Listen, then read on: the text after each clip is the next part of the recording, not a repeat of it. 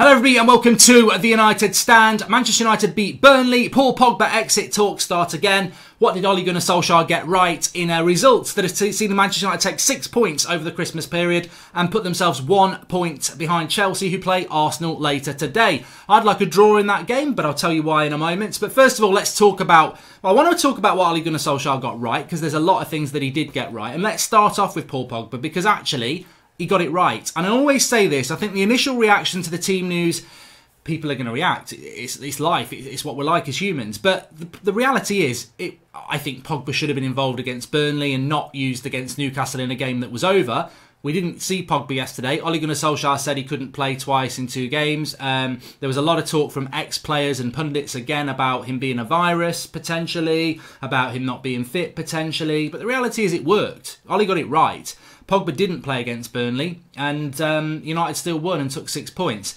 I think the absence of Pogba putting anything on social media saying good win for the lads, you can read into that if you want. All this talk about United to be a better club without Paul Pogba because he's a blemish, because of the money he earns, because he's a negative impact. Well, that's just all speculation. The reality is with Pogba, and I said this in the summer, whether you like Pogba or you don't like Pogba, I agree he shouldn't be here. He didn't want to be here, and the club forced him to stay in the summer. They let Lukaku go, Pogba wanted to go, they kept him. So all this negativity around Pogba from ex-football players of the club, from the media, from fans, you almost need to just sit back and think, why is Paul Pogba at Manchester United? Because the club, Ole, Woodward, whoever, forced him to stay. So you can like Pogba or you can say he's a negative impact and you can speculate, but they forced him to stay. He wanted to go. So if this doesn't work out, as I always said, it's on the club. But Pogba will play against Arsenal. Pogba's not going to be sold again in January. And I think the agenda against Pogba has almost become boring, because those who protect him, those who want to attack him. But the point is, it's not going anywhere. He misses a game for legit reasons. He can't play 2 games in 48 hours. Why is this a problem? He's been out for 3 months. He's been back for a week. And people are expecting, well, if you're fit, you're fit. I mean, if you're stupid, you're stupid. And I heard pundits saying this yesterday, if you're fit, you're fit. He played 48 hours ago. And they want him to play 48 hours later when he's been out for 3 months and he's only really had about a week's training. He should have played against Burnley and he shouldn't have played against Newcastle. I get that. But he didn't. Ole made that choice. We now have him back for Arsenal, hopefully. And we move on. So I thought Ole got it right because we won 6 points. But what everybody else gets wrong is this constant Pogba agenda. I don't think he should be here. I like the man. I don't think he should be here. I think we should have let him go in the summer and rebuilt the midfield. We didn't. We forced him to stay. And the negativity and the agenda just follows him around all the time. I don't think it's right, but I think it's a little bit naive to think, well, it's all on Pogba. Anyway, let's talk about what Ole did right, because Pogba's not going anywhere in January and we need him. And he spoke about McTominay and he did say he's out for 3 or 4 weeks and we've just got to get by through that period. Well, we haven't got to get by. We've got to go and sign a midfielder. And this worries me. We've got to get by for the next 3 or 4 weeks without Scott McTominay. No, go and sign a bloody midfielder. Like, it's stupid now. And talking about whether you want Arsenal or Chelsea to win today, I've heard a lot of people saying, I want Arsenal to win because then we're only a point behind Chelsea. But then Arsenal are only 4 points behind us, and if they beat us on Wednesday, they're a point behind us. You've got to think long term. I would like to see a draw, because that keeps Arsenal 6 points behind us, and we're only 2 points behind Chelsea in striking distance. But this top 4 race is not going to be solved by whether Chelsea or Arsenal lose today. It's going to be solved by the next 5 months until May. And that's going to be solved by how well we invest in January compared to how well Chelsea invest. And Arsenal to that extent. So what happens between Arsenal and Chelsea today? I almost hope Arsenal lose, because I just like laughing at Arsenal lose. But even if Chelsea win, I don't think top 4's gone. We've put ourselves in a position, and 2 things will solve that. Can United be consistent, which we're all unsure about? And 2, will we spend in January, which we need to? If we do those 2 things, we'll be top 4 anyway. It's a long-term vision, not a short-term one. So I'm not really bothered what happens between Arsenal and Chelsea today. It's about what the club do. And they failed us so many times in the transfer window. So, maybe we shouldn't be confident about that. But let's talk about Ole. What did he get right? I think having had time to digest the result, obviously I was a little bit... there was a couple of things I wasn't happy about in the second half. I felt that we invited the pressure from Burnley. Again, I don't think our fitness levels are what people think it is. We're not a young, vibrant team at all. I think we tired in the second half, and Burnley didn't. And they are meant to be older than us. They had a harder game than us on Boxing Day. We are a young team. I thought the press was a positive, and not the media. I mean, the actual press, that led to the first goal. But I do think that our fitness levels need to be a lot better to play the way Ollie wants to for 90 minutes. The way United play is very energetic. When you look at it, when we get the ball and hit on the break, it's explosive. I think we are one of the best teams in the world on the break. And I know that sounds stupid for a team that's not doing very well, but there is one aspect to our game. If teams leave open space at the back, we are destructive on the break. We've scored 2 goals on the break yesterday, and we'll do it time and time again. We did it to Man City. We can do it to anybody. That takes a lot of energy to be explosively fast when you get the opportunity. And also, I think we do want to press. But the problem with pressing is it does take energy up. And I think we faded in the second half. We couldn't keep it going because of squad depth, because of the quality of players on the bench aren't good enough. Pereira went off. Lingard comes on. He talks about being clinical. And he's left 2019 with no goals and no assists in the Premier League. That's not the quality we need off the bench. But to be fair to Ollie, I think he has a plan A, and I think his plan A is counter-attacking football and a high press. And when it works well. We need to see a plan B, but it worked yesterday.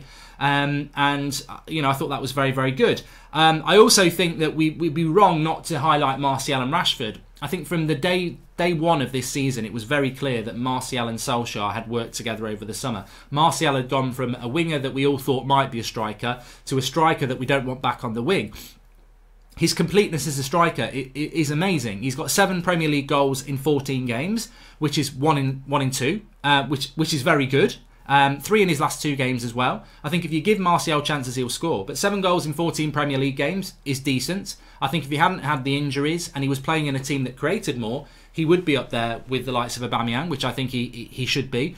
United don't create enough chances, we know that, but hopefully that will improve. I think Martial's overall game has been superb, and I think Ollie's had a big part in that as an ex-striker. And I think Rashford has improved massively as well. He's got 12 goals in 20 games, I think, in the Premier League, and a lot of assists. So Rashford's not a forward, he's a left winger. I think Thierry Henry was talking about him being a forward. Well, Thierry Henry doesn't watch Manchester United every week. He's just a sensationalist who goes, well, there's a player scoring loads of goals. I'm paid to be a pundit. I'm going to come out with a load of nonsense. Watch Manchester United every week. Every United fan knows that Rashford's not a striker at the moment. He hasn't got the intelligence to hold the ball up. He doesn't make the runs. He's not strong enough. He's not good with his back to goal. Rashford is one of the best players in Europe at the moment, running into space. And off the left wing, he's dynamite. So I think the positives are Rashford and Martial. You know what's that? Combined 7, 12, 19 goals for your 2 strikers, and we've played about 19 games. That's pretty good. You're getting a goal a game off both your strikers in a team that's not creating chances and hasn't been that consistent. So they're a real positive, and I think Ollie needs to take credit for them. He was a brilliant striker. He studied the game, and I think those 2 players are learning that. The final thing they need to learn is movement in the box on crosses. But if they do that, I always said Rashford and Martial had the potential to be 2 superstars. I think Mourinho subdued them. I think Ollie is gradually getting the better out of them, so I thought that was good. Brandon Williams, again, I had a little bit of a worry about Brandon Williams. I thought that he should have played in the Newcastle game at Old Trafford, and Shaw should have played in the tougher away fixture. Ollie did it the other way round, and when it works, yeah, it's a risk, but when it works, he takes the credit. He got that right. I've always said that I think Brandon Williams and Luke Shaw should have that left-back position on lockdown. There's question marks about Luke Shaw's fitness. There's question marks about Brandon Williams' age. Well, there's not. We know how young he is. To all these people who say, rest in peace, Luke Shaw, Brandon Williams is our new left-back, it's idiotic. I'm sorry. I don't like being that blunt, but it is idiotic. He is a young lad. He is nowhere near ready playing 2 games a week and 60 games a season. That's just, you'll destroy the lad. Like, you will. He's not ready for that. What he needs to do is be playing 1 game a week, sharing the load with Luke Shaw. I think that helps Luke Shaw's fitness, and I think it helps Brandon Williams' development. Let's not put too much pressure on a young player. It's the same with Greenwood. He's not ready to play every week, but we've got a real potentially great player there, and I thought he played brilliant, and I thought the way Ollie's handled him over the last few weeks has been very good. All right, where are Garner, Gomez and Chong? I think we've got some bad things that's going to happen in January around 2 of those players that we're not going to like. And I think we do have some bad results coming around the corner, which is why we shouldn't get too excited about 2 wins, because we know that can change. Consistency is the key, but when it's good, you need to highlight the good, and I thought that was well. Fred, obviously, I mean, look, I don't want to go on about Fred too much. He was clearly man of the match. Manchester Evening News gave him 6 out of 10, which, I mean, it's almost as bad as my Daniel James 5 out of 10, isn't it? But yeah, Fred was man of the match yesterday. I think we found a player there that with every game is getting better and better, and it's just exciting to see. I just hope he can stay fit, because one thing that does worry me about United is fatigue. Harry Maguire is playing too many games, Fred's playing too many games, Rashford's playing too many games, Martial is now starting to play too many games, and losing any of those players with the fitness concerns we've got over Pogba and McTominay and the lack of depth up front, that worries me. But we've got a lot of games coming up, and I don't know how he's going to manoeuvre that, because we don't really have any squad depth. And you look at that bench and it ain't good enough. Juan Mata, Jesse Lingard, Phil Jones, it's not enough quality on there, which is again why we need to sign in January. I think that the way that he's handled Greenwood and James again is another positive as well.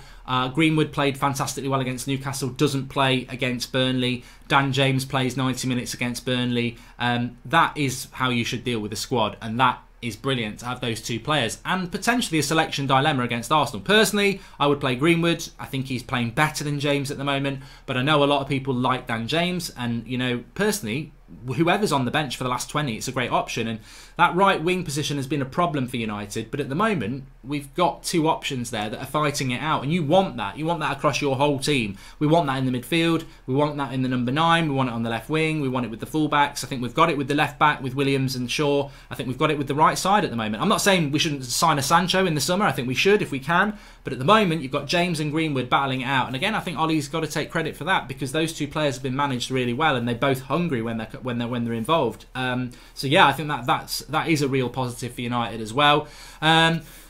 And overall, 6 points from 2 games after that loss to Watford a week ago. It's a good bounce back. We now go into that Arsenal game. Top 4 is available. They've got all the cups to come. It's exciting. This is all we want, really. And I think that is a positive for United. What I would also say is, because I won't get carried away, I still have massive concerns about this squad, about the coaching, the fitness department, the board, the recruitment. Those problems haven't disappeared because we've took 6 points off 2 teams that we should be taking 6 points off, but we have struggled against, so it's a positive to do it. But I actually thought we were quite sloppy in possession yesterday. Having watched the highlights back this morning, I thought that we are, I cannot say this enough, we are such a good team on the break. We are one of the best in the world, and I really do mean that, because not many teams do counter-attacking football, and we do it, and we do it well. But in possession, we're still quite sloppy, and we were sloppy yesterday in possession, and I felt that we could have, in the second half, killed that game off. The second goal was going to kill it, and we didn't get that till virtually the last kick of the game. But I felt even in the first half, we were just sloppy in possession at times, and I think that is something we're going to have to improve on. Because look, you can jump onto Positivity Street and you can say we're a counter-attacking team. That's what our plan A is. Ollie's got a plan B, he just hasn't got the play. I hear this a lot. Ollie's got a plan B, he just hasn't got the players to do that. But how many more players does he need? I mean, I know he needs a midfielder, we know he needs an attacker, but all the players that play in that team are sloppy in possession. Even Fred's sloppy in possession. McTominay, Pereira, Rashford, Martial sometimes. Even the players that we like and we want to build a team around, they're sloppy in possession. Pogba's sloppy in possession as well sometimes. So I think it's more of a coaching thing than it is. Obviously, bringing in players that are better than what we've got is going to make us better in possession. But I think some of the players that we want to build a team around have got to be better as well. Rashford, as I said, quite sloppy in possession yesterday.